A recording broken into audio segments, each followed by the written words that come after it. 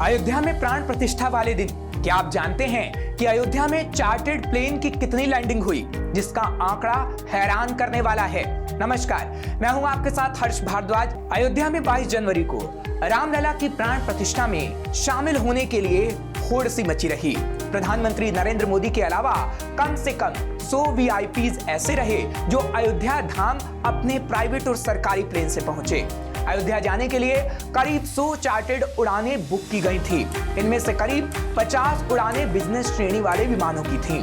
प्राण प्रतिष्ठा समारोह के दिन अयोध्या के महर्षि वाल्मीकि अंतर्राष्ट्रीय हवाई अड्डे पर करीब 100 उड़ानें संचालित हुई, क्योंकि अयोध्या में प्राण प्रतिष्ठा समारोह में 7000 से ज्यादा मेहमान शामिल हो रहे थे, जिसमें कई बड़ी हस्तियां शामिल रहीं। इस कार्यक्रम में शामिल होने के लिए प्राण प्रतिष्ठा के दिन सुबह की उड़ानों से मोहन भागवत, अमिताभ बच्चन, अभिषेक बच्चन, अनुपम खेर, कैलाश खेर, जुबेन नौटियाल, प्रसून जोशी, सचिन तेंदुलकर और अनिल अंबानी पहुंचे थे। दरअसल राम मंदिर में रामलला के प्राण प्रतिष्ठा समारोह से पहले महर्षि वाल्मीकि इंटरनेशनल एयरपोर्ट पर मुंबई से सबसे ज्यादा संख्या में वीआईपी प्लेन पहुंचे। मुंबई से कुल 13 प्राइवेट जेट लैंड हुए। इसमें से 6 प्लेन 21 जनवरी को पहुंचे, जबकि बाकी 7 अगले दिन 22 जनवरी को पहुंचे। इनमें रणबीर कपूर, आलिया भट्ट और विक्की कौशल, कटरीना कैफ जैसी मशहूर हस्तियां सवार होकर अयोध्या पहुंची। इसके बाद हैदराबाद से 7 जेट प्लेन अयोध्या में लैंड हुए। वहीं दिल्ली से 5, लखनऊ से 4, जामनगर से 3, लंदन, जोधपुर, भोपाल, बेंगलुरु, देहरादून और भुवनेश्वर से एक प्लेन अयोध्या के एयरपोर्ट पर लैंड हुआ।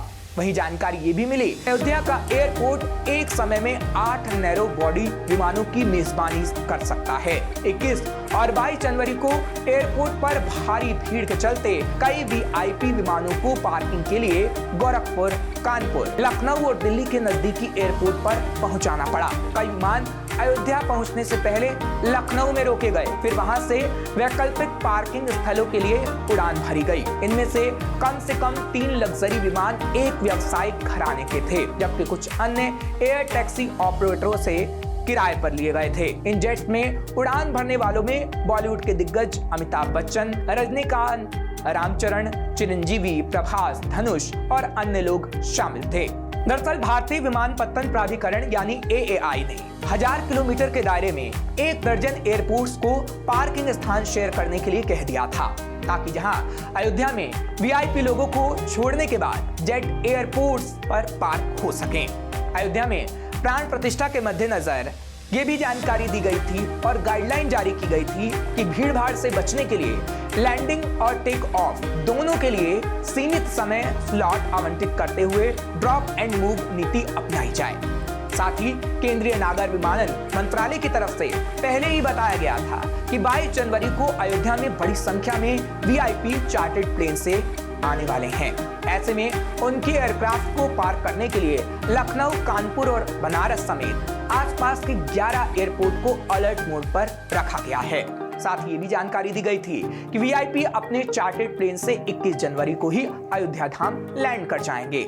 इस लिहाज से अयोध्या एयरपोर्ट के लिए 21 और 22 जनवरी सुपर डे होगा, जिसके लिए तैयारियों को काफी तेज कर दिया गया था और व्यापक स्तर की तैयारियां की जा रही थी।